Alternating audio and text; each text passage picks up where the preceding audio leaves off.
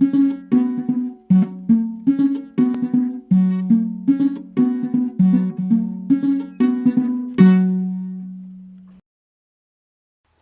you go to Nandi County, you will notice that some of the places have names of Maasai origin. For example, there is Olesos, which simply is Maasai for son of Lesos. You will also find a place the Kalenjin call Ndulele. Ndulele means a poisonous fruit in Maasai language. And did you know that Eldoret is Maasai for a stony riverbed or a swampy place? And that Sirikwa is actually the subtribe of the Maasai? This is because many years ago, the Maasai warriors, the Morans, would fight over and over again with the Kalenjin warriors, the Muranik-ap Luget. When this happened, the Maasai would take women and goats and cows and land from the Kalenjin community and make it their own. Oh, the Maasai Morans were feared for their prowess with the spear and their hostility. And the red ochre they painted on themselves struck fear in the hearts of their opponents.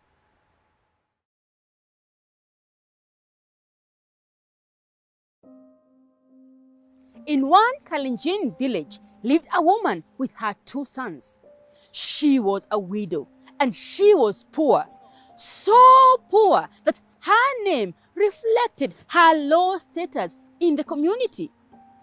The villagers called her Tapanan, meaning poor, unwanted, an outcast.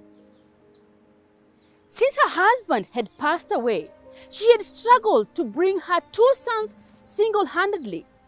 She didn't have anywhere to farm, and she would go to her neighbors' farms after harvest season and collect anything that might have been left behind. Many of her neighbors, her fellow villagers, did not treat Tapanan and her children very kindly. Even when parties were held in the village, she was sure that she and her sons would not receive an invitation. And she would just have to comfort herself with swallowing saliva, while the others ate roast meats, drank milk and blood, and made merry. And even when Kipsunde, the big celebration of a harvest season, was done,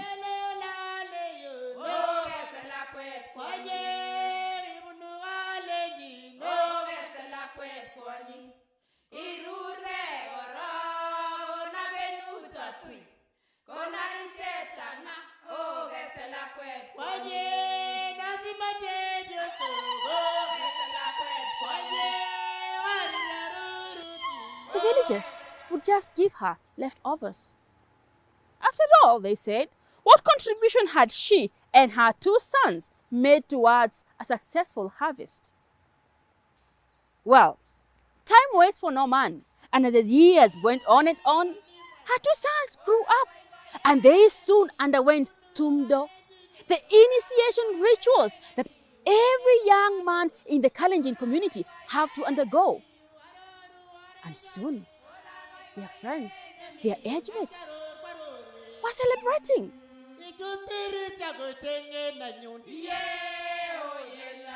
For music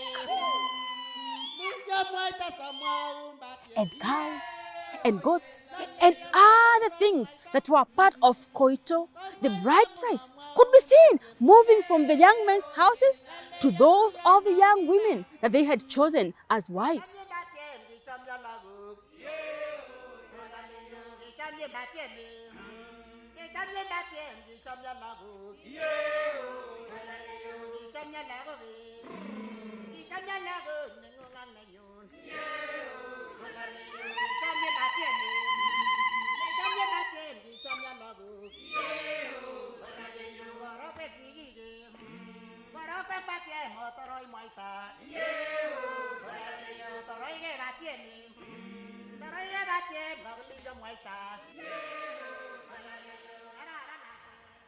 And soon, their age mates were celebrating the births of their children. A boy here, a girl there, twins over there. But still, Tapanan's sons remained wifeless. For which young woman would dare disgrace her family by telling them that no cows or goats would make their way to her home because she had chosen to marry a pauper? And which parents would stoop so low as to give their young woman to be married to a pauper, someone who could not even manage to feed themselves? I mean, was that not sentencing their own grandchildren to a life of misery, a life of shame, a life of ridicule? Tapanan walked around with a heavy heart. She felt guilty that her sons should bear the shameful label of Kipsongoyat, unmarried, because she, their only surviving parent, could not provide dowry for them to acquire wives. Was she meant to die without feeling the warmth of holding a grandchild to her bosom? And every now and then, she would go down to the Murkusi River, the river that separated the Maasai from the Kalenjin, and she would sit there, if only to get some peace, some relaxation for just a few minutes. And one day, as usual, she went down to the Murkusi, and as she sat there, her eyes crossed over to the other side, and she saw a scene that she had seen so many times before. From high up, the herds of cattle were coming down to the river to drink water, chaperoned by the brightly colored, brightly decorated Maasai Morans. But on this day, it was as if a curtain had been drawn from her eyes, and she saw this in a new light. Cows, healthy, well-fed cows. That is exactly what her sons needed to have wives. That is what she needed to turn her life around. And for several weeks after this, Tapanan observed from her vantage position. And soon, a plan began forming in her mind. And she began accompanying other Kalenjin women as they went for their trade journeys with the Maasai, helping a neighbor here and a neighbor here. But her eyes observed things that she had seen so many times but had not given attention. The way the women walked around doing their daily activities, the children taking care of the calves and playing around, the clustering of the manyatas, how dense the plants and the forests were around there, and different paths coming from the Maasai villages. For she knew that all this was key to the plan that she was brewing. And when she felt that her plan was solid enough, she called her sons to her heart. Yes, Kalenjin.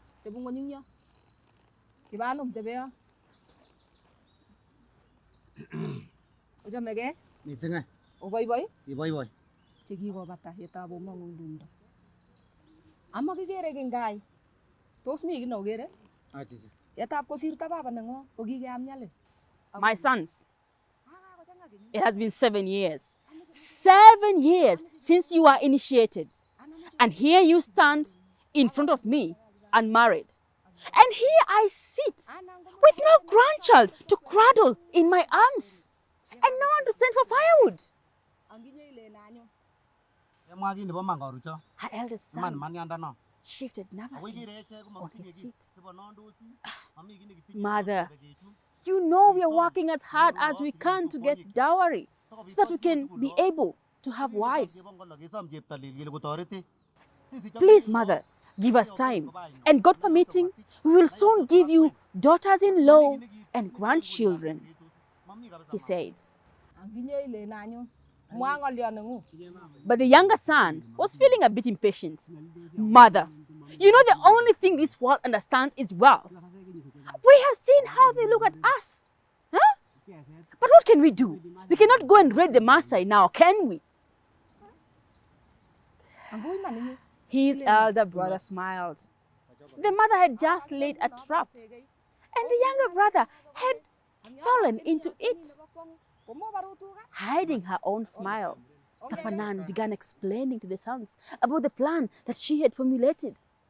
And the two sons were amazed at just how much detail their mother had put into consideration. The very next day, the two young men went out and whispered to the few young men who had made friends with them despite their poverty. And the plan continued fermenting. Several days later, Tapanan walked down towards the Murkusi. She was nervous, her heart was pounding, for she knew that this plan, this mission was a life or death situation, nothing in between. She waded through the Murkusi River, heading towards one of the Maasai villages. And when she got to the other side, she looked around to make sure that nobody was seeing her. And then, quickly, she removed her clothes and only remained with her inner garment, her chepkawiyet. And then opened the small bag she had carried with her. And from the bag, she removed cowbells that she tied to her arms and to her legs. And then she took some grass, tied it to her waist, and began walking, heading towards the Maasai village. And as she walked, the cowbells jingled with every step. And as she walked, yes, people could hear her arrival. She soon came to the Maasai village. First, it was the children who noticed her, and they began pointing at her, giggling and following her around. And soon, their mothers and other women who were walking outside came out to see what was causing all this excitement. And they too were embarrassed to see a mad woman with children on her heels. But when she broke out in dance, singing unintelligibly at the top of her voice, oh, even they could not hold their giggles and their laughter. And soon, a big crowd was gathered around Tapanan, laughing at her antics.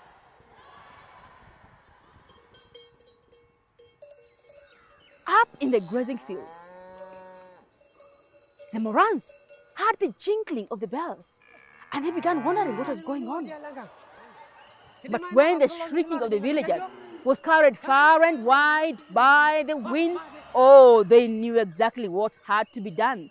Leaving their cows, they charged down towards the village, spears at the ready. And when they saw a crowd gathered, they knew that indeed something was happening. Oh, and they ran towards the crowd, only to stop at first, then double over, oh, holding their ribs in laughter, as they saw the mad woman doing this and that and doing this and that. High up in the fields, Tapanan's sons and their few friends had waited near where the cows were being grazed. And when they saw the warriors take off towards the village, they had come out of their hiding places, their bows and arrows ready, and they had huddled the cattle together and began driving them away high into the hills. Down at the village, the Morans soon heard the lowing of the cows and the jingling of the cowbells from high up in their grazing fields, and they realized that there could be a real raid happening now. Oh, and they left the crowd and charged back towards the grazing fields. The women, looking around and seeing that this time there was actually danger, began running this way and that way, calling to their children, a big commotion as they ran to hide.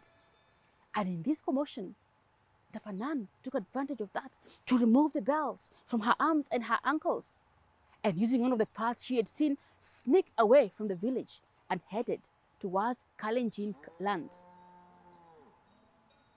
When the Maasai warriors reached the grazing fields, they realized that indeed their cows had been stolen, but they could still hear the bells from the cows and the lowing of the cows, and they decided to follow them up. But Tapanan's sons and their friends were ready, for as soon as the Maasai Morans approached the foot of the hill, They unleashed their bows and arrows and rained arrows on them, forcing the Morans to run and hide and duck for cover. And since they had absolutely no idea how big an army was waiting for them, the Morans decided not to follow the cows, lest they be ambushed by a better prepared army. You can imagine the shock on the villagers' faces when they saw Tapanan leading a huge herd of cows, accompanied by her sons and their few friends. And with all these cattle in her possession, she became the richest person in the entire region. And this earned her a lot of respect as the village's heroine, for she had done what no other warrior would ever have imagined to do. Well, even with her wealth, Tapanan did not treat the villagers the way they had treated her and her sons. Instead, she threw a big party and invited everybody to come and celebrate with her. And this earned her even more respect.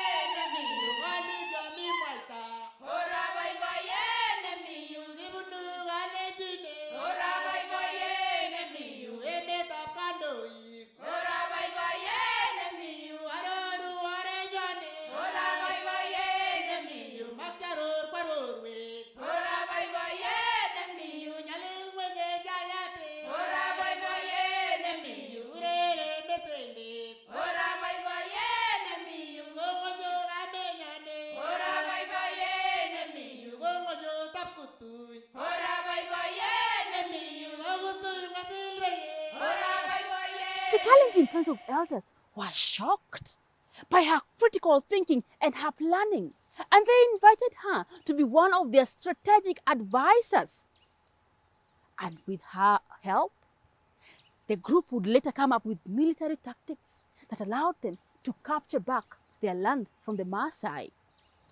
And her sons, the ones who had been disrespected and unrecognized, they married the most beautiful ladies of the land, and they gave her so many grandchildren. And Tapanan's name changed too, for she was no longer called Tapanan, the poor, the outcast, but she now became Tapkendi. Yes, Tapkendi, meaning she who leads. Her sons would later form the Bororiet, the clan known as Tapkendi. And to this day, they are known as the men of Tapkendi. So they say.